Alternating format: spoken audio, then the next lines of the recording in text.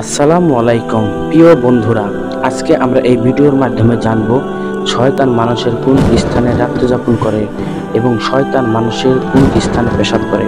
ইমাম বুখারী রহমতুল্লাহ বর্ণনা করেন, আবু হুরায়রা রাদিয়াল্লাহু আনহু বলেন, রাসূল সাল্লাল্লাহু আলাইহি ওয়াসাল্লাম বলেছেন, যখন তোমাদের কেউ ঘুম থেকে জেগে উঠে এবং ওযু করতে যায় তখন সে যেন ৩ বার পানি নিয়ে নাক ঝেড়ে নেয়, কেননা শয়তান তার নাকের ছিদ্রে রাত্রি যাপন করে।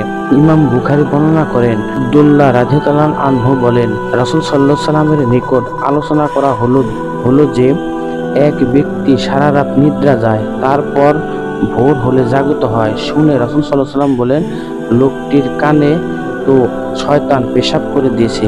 হাদিসটি ইমাম মুসলিম, ইমাম বুখারী, নাসাই এবং ইবনে মাজাহ বিভিন্ন সূত্রে হাদিসটি বর্ণনা করেছেন। আর এই ভিডিওর মাধ্যমে যে কিতাব থেকে প্রকাশ করা হয়েছে সেই কিতাব হলো আল বিদায়া ওয়া নিহায়া, পৃষ্ঠা নম্বর 158 নেওয়া হয়েছে।